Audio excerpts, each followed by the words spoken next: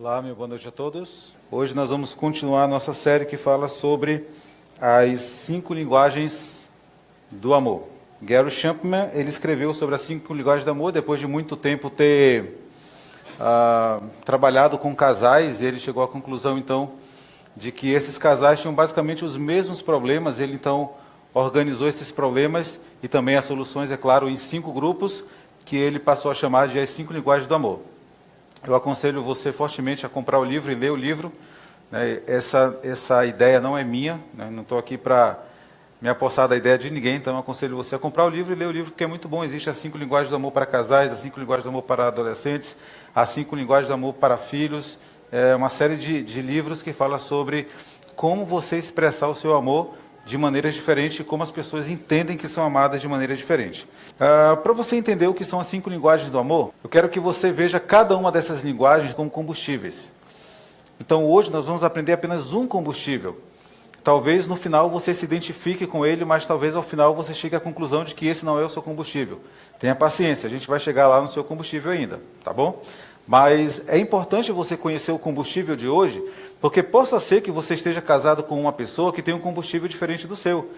E aí você demonstra amor da maneira que você gosta de ser amado, mas é diferente da pessoa, tá certo? Então, apesar de você até ter boa vontade em comprar um diesel mais barato, mas se o seu carro é a gasolina, você põe gasolina, porque ele não vai funcionar a diesel. Você pode até ter boa vontade em mostrar amor para o seu cônjuge, para o seu filho ou para o seu pai de uma maneira, mas ele compreende que ele é amado de outra maneira. E é por isso que, às vezes, o casamento vai chegar a um estágio de acabar.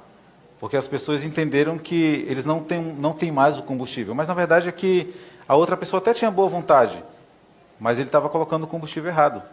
E aí é o problema. E hoje a gente vai aprender o primeiro combustível, ou a primeira linguagem de amor, que é palavras de afirmação. Por palavras de afirmação, você deve entender que palavras positivas. Eu vou dar uma série de exemplos de palavras de afirmação, mas, no geral, palavras positivas. Algumas pessoas sentem que são amadas quando elas ouvem coisas boas. Algumas pessoas ouvem assim, por exemplo, olha, eu amo muito você. Aí a pessoa fala assim, tá, mas você trouxe um presente para mim? Significa que a linguagem dela não é palavra, ela quer alguma coisa material. Existe uma frase que diz assim, um bom elogio pode me manter vivo durante 2 meses. Quem disse isso foi Mark Twain. Eu poderia dizer que a minha esposa poderia me dar um elogio a cada 2 meses, então ela me daria 6 elogios por ano e eu estaria vivo, né? Nosso casamento estaria bem, se essa fosse a minha linguagem do amor e se ele realmente estivesse certo. Mas será que eu tenho que elogiar uma pessoa, falar bem para ela apenas de 2 em 2 meses? Se esse é o combustível dela, ela precisa de uma frequência maior. Ela precisa ouvir isso de maneiras diferentes. E a gente vai tentar hoje ajudar você aí a colocar isso em prática. A Bíblia diz assim, nossas palavras têm poder para construir ou destruir nossa vida. Quem usa bem suas palavras receberá benefícios em troca. Isso está em Provérbios, no capítulo 18, no versículo 21. Provérbios também diz assim, um coração ansioso deixa o homem frustrado e derrotado. Mas uma palavra amiga, ou no caso uma palavra amiga de ânimo, né? Que ele coloca aqui uma palavra amiga de ânimo e simpatia, renova as forças. Quais são, então, os tipos de palavras de afirmação que o seu cônjuge, que o seu pai, que o seu filho precisa, caso ele tenha essa linguagem de amor? Primeiro, no caso de cônjuges, palavras românticas. Olha que frase interessante aqui. A vida é minha, mas o coração é seu. O sorriso é meu, mas o motivo é você. Aí a mulher ouve isso, ela... Fala mais, né? Aí ele fala essa frase mais 10 vezes, aí depois, no outro dia, como é aquela frase que você falou ontem? E ele repete. Isso alimenta o amor dela. Isso é combustível para o amor dela. Um outro tipo de palavras de afirmação são palavras de elogio. Na rotina do casamento, nós acabamos achando normal determinados afazeres de casa. E Machado de Assis disse exatamente isso. Está morto, que comecem os elogios. Não espere a pessoa estar morta para você reconhecer o que ele fez de bom, o que ele faz de bom. Por mais simples que pareça, por mais óbvio que você ache que seja o gesto, mas tenha sempre uma palavra de elogio. né? Do tipo, olha como ficou boa essa roupa, gostei dessa roupa, bacana, hein? São palavras que vão não só ajudar a aumentar o amor, como também vai ajudar a pessoa a fazer mais isso, né? Se você quer que a pessoa faça comida, então elogie mais. Mas e se a comida tiver com muito sal? Minha esposa, às vezes, faz comida salgada, e eu falo para ela assim, olha, parabéns, essa comida está muito rica em sódio. Né? Então, assim, o que eu quero dizer é que você sempre tem que procurar um jeito de dar um elogio, sempre tem uma maneira. Palavras de gratidão também são palavras de afirmação. O esposo chega no final do mês, ele ganha um salário, né? Fala assim, olha, obrigado porque você tem provido as coisas para dentro de casa. Ou você não pode simplesmente supor que é a obrigação dele trazer o dinheiro, mas, olha, obrigado, parabéns, né? Você tem sido um bom marido, você tem sido um bom pai para os nossos filhos. Gratidão é uma palavra de afirmação e quem tem esse tipo de linguagem do amor necessita ouvir isso. É coisa do tipo, obrigado. Palavras encorajadoras são palavras que motivam a pessoa a sair do status que ela está e, quem sabe, avançar um pouco mais na vida. Nós, às vezes, quando nós nos casamos, nós ficamos estáticos, né? Tipo, eu já me formei, né? Fiz uma faculdade, pronto, vou ser isso para sempre. Alguns sempre galgam mais alto e outras conquistas mais. E muitas vezes, dentro do casamento, quando um dos cônjuges levanta a possibilidade de um curso, de uma mudança de casa, de uma mudança de carro, sempre tem alguém que vai tentar desanimar o outro. Mas dentro do casamento deve ter palavras de encorajamento se você percebe que é possível, né? Então eu vou dar alguns exemplos aqui de encorajamento que você pode fazer dentro de casa, e claro que vocês têm uma série de outras possibilidades aí, mas eu vou dar exemplos para vocês. A esposa chega e fala assim, eu quero ser uma corredora, quero correr. Cansei de ficar no sedentarismo e eu vou ser corredor. Alguns maridos, o que eles vão fazer? Tu? Tá bom, eu duvido. Né? Mas você pode fazer bem assim, olha, você vai ser corredora? Pois vão ser 2 corredores nessa casa aqui, vai eu e você. Quero correr junto. E a gente vai conseguir. Primeiro 5 quilômetros, depois 10, depois 15, depois meia maratona, depois uma maratona. Topa? Aí ela já vai ficar assim, você está bem animadinho, né? Vamos lá, vamos começar. Vamos lá comprar um tênis ali. Você entende? Então, muitas vezes, dentro da casa, as pessoas querem até uma mudança, mas o cônjuge não coopera. É preciso que haja um encorajamento da outra parte. Você vai conseguir? Então vamos juntos. Eu vou tentar junto com você.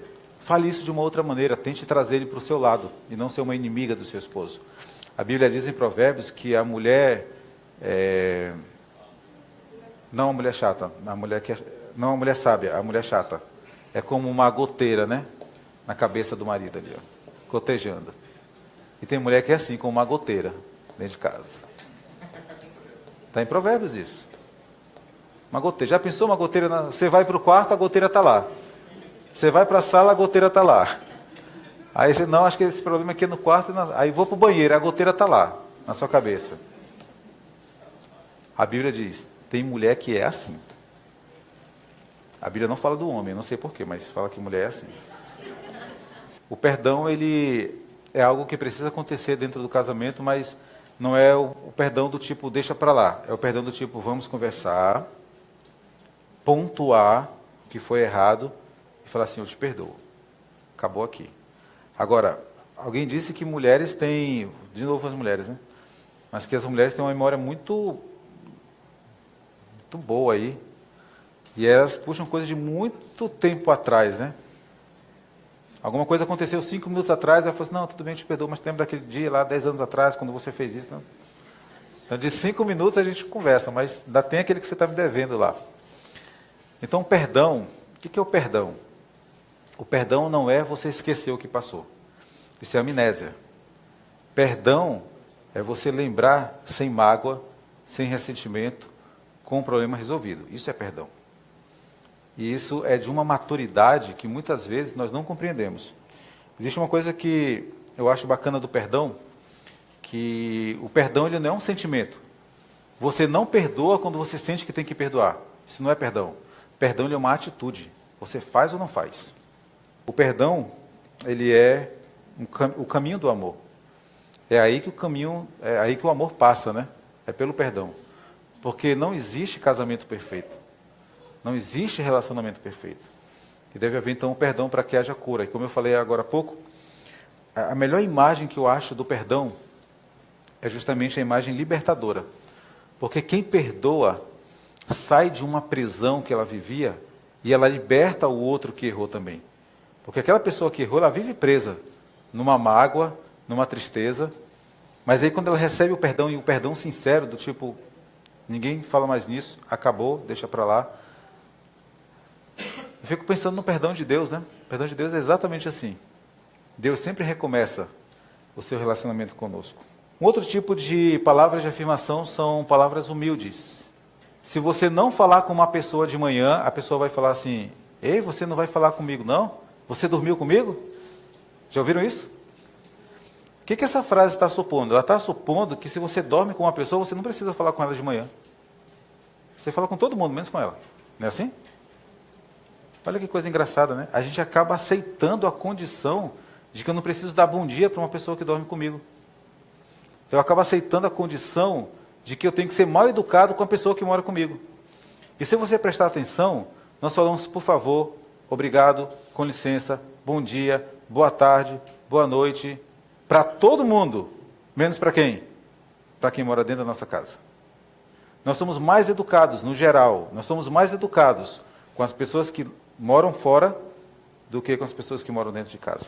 Se você quer que haja gentileza e cortesia, isso deve começar por você. Isso deve começar dentro de casa, do tipo bom dia, né, boa tarde, boa noite.